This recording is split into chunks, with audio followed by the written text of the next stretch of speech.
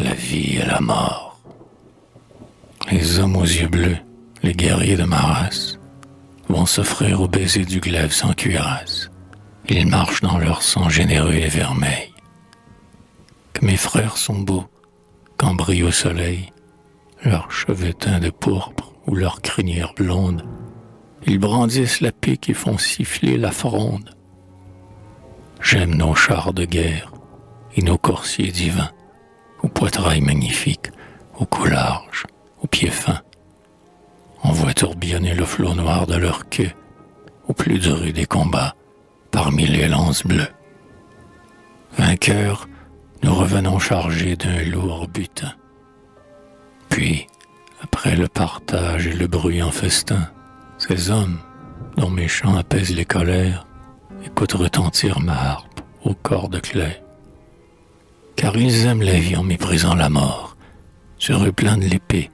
Un jour, tel est leur sort. Ils seront abattus par cette vierge ailée. Qu'importe que ce soit demain, dans la mêlée, à l'heure de mourir, leur défaillante voix lance le cri de guerre une dernière fois. Si quelque chef est mort, sa veuve aura des larmes. Ne vous lamentez pas, mais qu'on le couche en armes, avec lui sur le glaive et le noir bouclier. Que l'on pare son cou d'un précieux collier, que ses chevaux, ses chiens soient livrés à la flamme, que ses plus chers amis accompagnent son âme. La pique sur l'épaule, il paraît endormi. Son visage est encore tourné vers l'ennemi. Mais l'âme va s'enfuir sur les houles sauvages pour aborder enfin au lumineux rivage, aux îles de bonheur, vers l'Occident, là-bas.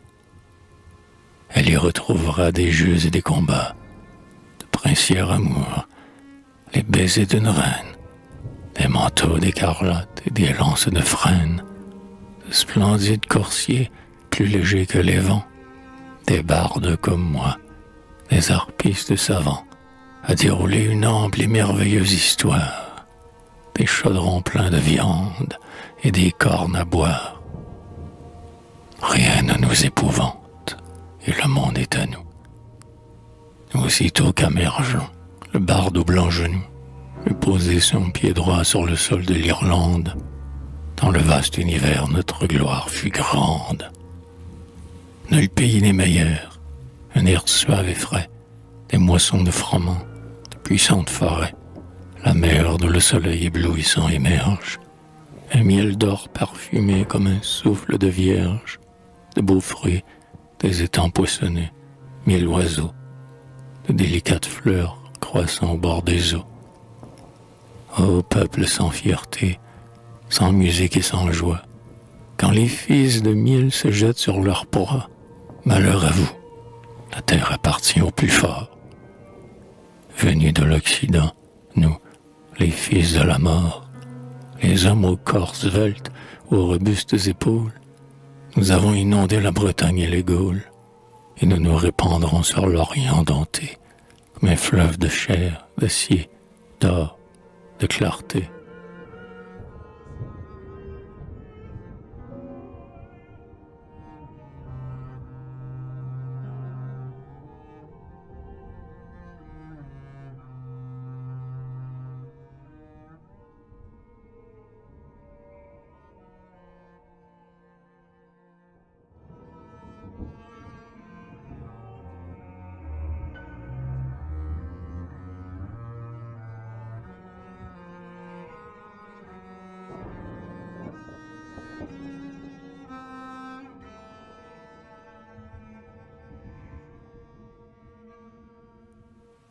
Certes, l'informe nuit précéda la lumière.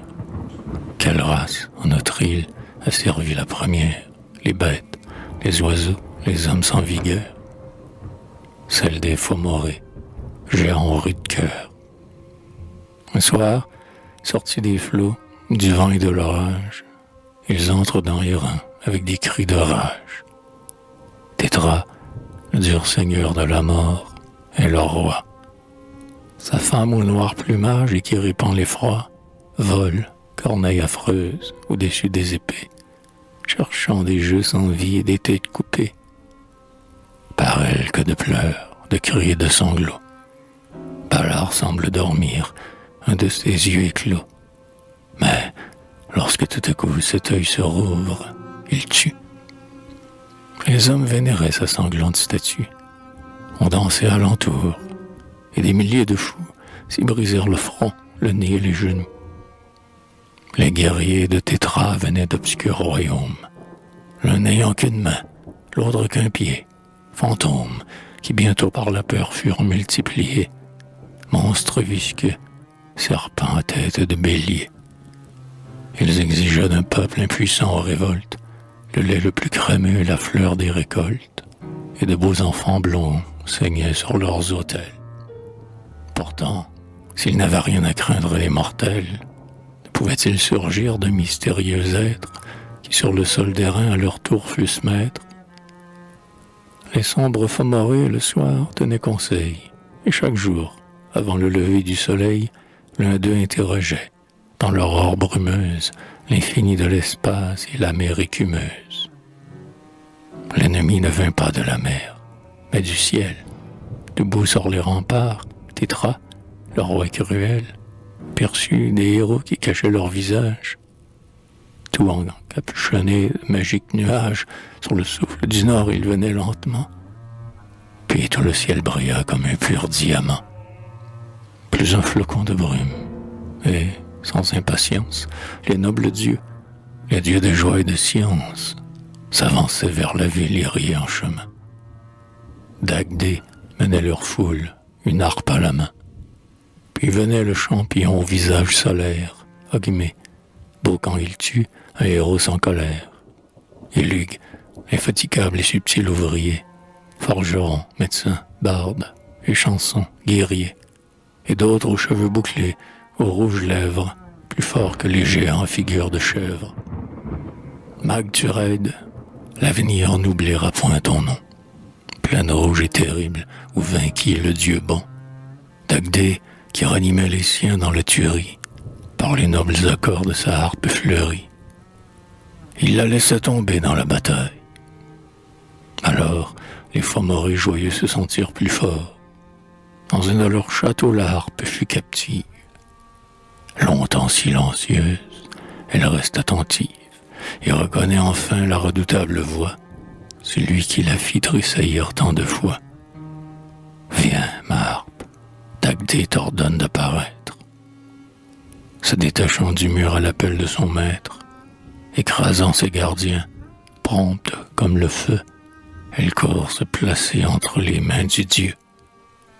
Tétra, plein de terreur, se traîne les mains jointes. Ogmé, qui brandissait une lance à 3 pointes, lui prend sa lourde épée, honneur de son trésor, où brillent les anneaux de 4 serpents d'or. Et Ballard, dont la voix comme un tonnerre gronde, s'écroule pesamment, car d'un seul coup de fronde, Lug a crevé le plus horrible de ses yeux, l'œil qui frappait de mort comme l'éclair des cieux. Dans leur barque de cuir, sous les pâles étoiles, les Fomorrhées vaincus fuirent à pleine voile. Ils cinglèrent, au bruit du vent rauque et strident, vers les îles d'azur et le calme occident. Ils y règnent encore en maîtres peu sévères, aimant couronner de fraîches primes verts, les guerriers morts qui vont se délasser enfin, près des fleuves de lait, d'hydromel et de vin.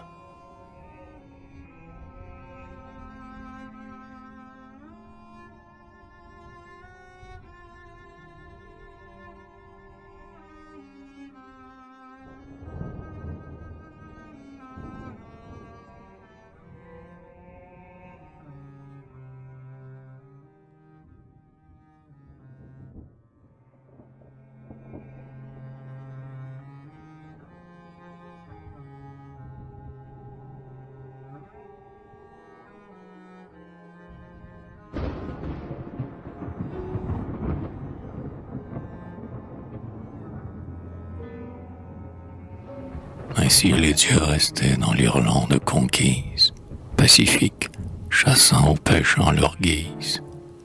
Ils se plaisaient le soir aux chants mélodieux. Mais les fils de Mille triomphèrent des dieux. Ils les vainquirent grâce au savoir de leurs guides, les devins inspirés, les bardes, les druides. C'est au bord de la mer, durant les nuits d'été, que se révèle à nous l'antique vérité. Nous écoutons le bruit des vagues, et leur plainte est pour nous une voix mystérieuse et sainte. Nous parlons leur langage aux aigles des rochers, qu'une alouette chante, et nos cœurs sont touchés. La pierre, sous nos pieds, parfois crie et s'anime, et pour nous l'univers est un discours sublime. La foule peut frémir au rythme des chansons, mais non pas nous comprendre, et seuls nous connaissons les âges de la lune et le lieu solitaire où le soleil caché rêve loin de la terre. Dans le trouble avenir, moi, je plonge mes yeux. Je peux, en plein midi, voiler d'ombre les cieux, par un jour de juillet faire tomber la neige, disperser l'ennemi sans bouger de mon siège, détruire, par des noirs et soudains tourbillons, le fruit dans les vergers, l'orge dans les sillons. Si notre amour est fort, nos haines sont tenaces. Malheur à qui nous bravira de nos menaces. Son corps ne sera plus qu'une plaie. Il fuira, dans l'horreur de son mal, aux îles de Tétra. Or, du pays natal, un homme a vu l'Irlande. On lance les vaisseaux, et celui qui commande est Amergent, le sage au parler grave et doux. Les nôtres ramaient bien. La brise était pour nous. Quand la flotte joyeuse approcha de la côte, on aperçut les dieux sur une tour très haute. Ils observaient, couverts de leurs boucliers blancs, mais Amergent cria, les yeux étincelants. Je suis le vent amer qui souffle sur les ondes, le murmure des flots dans les grottes profondes, le lac jaillit du sol où dorment les héros, l'essor des grands vautours, la force des taureaux. Le sanglier vainqueur par ses broches sanglantes, le fier saumon d'argent, la plus belle des plantes, une larme splendide et pure du soleil, la forêt qui gazouille à l'heure du réveil, la grâce de la rose et de la fiancée, la vaillance du cœur, le feu de la pensée. Tout ce que j'ai connu dans son être et sa loi, il habite mon âme, il est devenu moi. C'est par ma volonté que le soleil se lève et que mugit la mer. La science est mon glaive, sachant tout, je peux tout, et je serai vainqueur. Par ma parole ardente et le cri de mon cœur. Mais les dieux répondant par un hymne magique, voici qu'un vent terrible, au son de la musique, s'éleva brusquement, et les fils de Mille, qui n'avaient jamais fui ni jamais reculé, s'en allaient vers le large au claquement des voiles. Le vent rompait les mâts et déchirait les toiles, les barques se choquaient. Cependant les oiseaux planaient dans un air calme au-dessus des vaisseaux, et les dieux triomphaient par ce vent druidique, pâle, Amergent reprit d'une voix fatidique. Terre d'Irlande, mer qui rayonne, grands cieux, je vous invoque. À moi, vallons silencieux, bois, montagnes, rochers, sources, vastes bruyères, au noble sol d'airain, j'aime tes moindres pierres, les trous de ton rivage où le crabe est blotti. Fais qu'un peuple vaillant ne soit pas englouti. Par le roi de la mort, notre premier ancêtre, abandonne les dieux, prends l'homme pour ton maître. Terre auprès d'émeraude, au lumineux sommet, Irlande, soit le bien de ma race à jamais. Le vent tombe. Chaque heure affermit son courage. On aborde, on se rue, et l'on frappe avec rage les boucliers des dieux, blancs et constellés d'or. Pour moi, ces chocs puissants retentissent encore. Par le prompt javelot, par les pics affilés, notre peuple vainquit dans la grande mêlée. Qui pourrait raconter ces merveilleux combats? Pour ne point l'affaiblir, je ne redirai pas tout ce que j'entendis par une nuit de rêve, où je m'étais couché dans la salle des glaives, après récits mêlés au bruit lointain des mers, faits d'armes que chantaient en lançant des éclairs, et l'une contre l'autre, en cadence frappée, les lances d'autrefois, les antiques épées.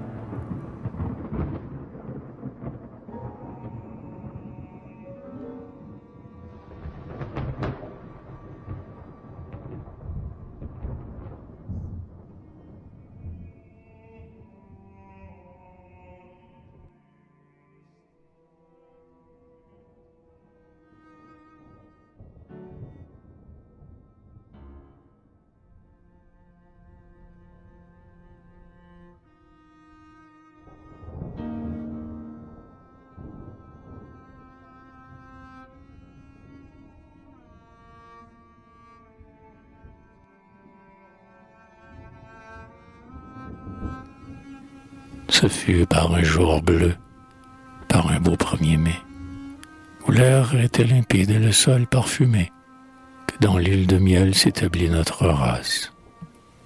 Tous les dieux avaient fui, ne laissant point de traces. Mais le soir, dans les vents, leur colère sifflait. Longtemps le maigre pied des vaches fut sans lait. Les nobles dieux, gardant une rancune aux hommes, firent en une nuit tomber toutes les pommes. Et les plus clairs eaux que troublaient leurs chansons étincelèrent plus d'innombrables poissons. Mais enfin la prière apaisa les dieux justes. Une paix fut conclue, et nos peuples robustes partagèrent le monde avec ces êtres bons. Les dieux ont des palais splendides sous les monts, et des mines d'or vierges au profond de la terre. Hors de chez eux, cherchant la paix et le mystère, ils glissent dans l'espace ou plongent sous les eaux, le long des nénuphars et des rouges roseaux. Mais dans leur souterrain, l'on chante et l'on festoie. Au plus triste, le son des harpes rend la joie. Le tonneau cerclé d'or n'est jamais désempli d'une bière divine et qui donne l'oubli. D'énormes sangliers rôtissent devant l'âtre, et les femmes des dieux ont la grâce folâtre des chevreaux ou des fans de biche dans les bois, et un rire toujours jeune et de si tendre voix. Pourtant les immortels ont des luttes secrètes, l'un d'eux, ayant quitté leur magique retraite, implorait du secours, aide aux vains exploits, descendit chez les dieux, leur fit de justes lois, et revint en chantant par des hautes peu sûres. Il rapportait un glaive aux mortelles blessures, des chants majestueux et plus beaux que les miens, un cheval sanglé d'or et 2 terribles chiens, dont la chaîne valait 300 femmes esclaves. Souvent aussi les dieux ont secouru les braves, Fergus, fleur des héros, contre 1000 guerriers, soutenait tour à tour des combats meurtriers. Lug, dans son grand manteau de pourpre aux reflets jaunes, emporta le blessé sous un vert bouquet d'aulnes, l'étendit, le pensa lui-même, sur ses yeux fit couler un sommeil calme et mystérieux, et Fergus, frais de corps et l'âme retrempée, put étancher la soif de son ardente épée. Les dieux ont le cœur tendre, on les vit maintes fois au noble jeu d'échecs jouant avec nos rois, risquer tous leurs trésors pour l'amour d'une reine. Il se peut qu'une fille aux noirs cheveux s'éprenne d'un prince ou d'un vaillant. Alors femmes et dieux, déesses immortelles, par couple radieux, sans se lasser jamais court le vaste monde.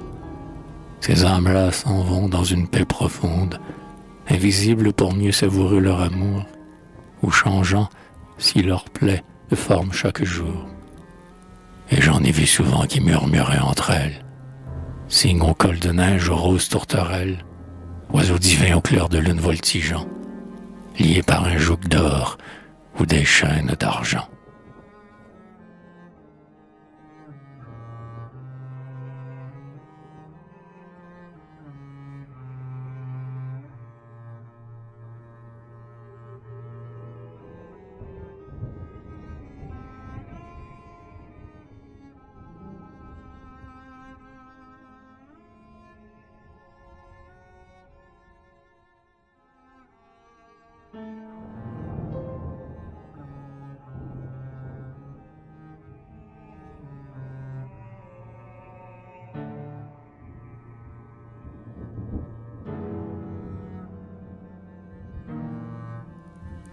moi qui ne sus point, dans ma rude jeunesse, éveiller le désir au cœur d'une déesse, par-delà l'océan j'irai, libre et dispo, recommencer la vie aux îles du repos. Celle qui m'apparaît comme une ombre légère est une rayonnante et noble messagère. Elle vient du royaume heureux de l'Occident.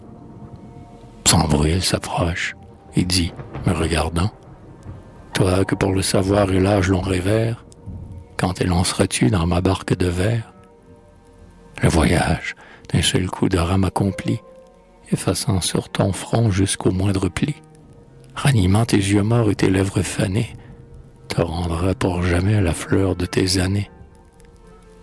Viens voir la grande plaine, ami, le pays bleu, la terre des vivants où chaque homme est un dieu. Là, tout est pur et beau, tout rit, le ciel en baume. Quelle merveille! On va de royaume en royaume. Toute armée est au moins de 100 000 guerriers. Sous le poids de leurs fruits se courbent les poiriers. La cervoise est exquise et tombe en large pluie. Vieillard, les immortels t'invitent. Tu t'ennuies, tu cherches du regard tes premiers compagnons. Sur tes lèvres toujours reparaissent leurs noms. Viens, t'enivrant près d'eux de bière et de musique, tu feras retentir ta harpe magnifique. Puis tu contempleras des femmes aux grands yeux, aux pénétrants sourires, aux parler gracieux.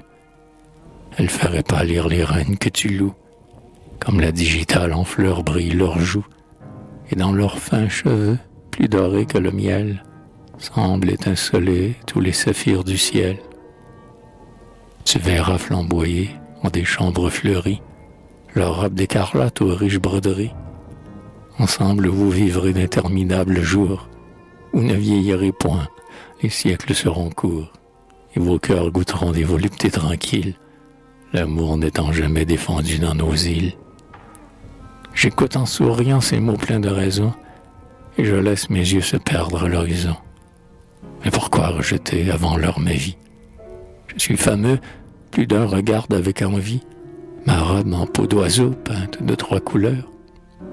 Mon prince est un rameau d'argent couvert de fleurs, et quand le vent glacé siffle sur la bruyère, j'aime à chanter pour lui, parmi les flots de bière.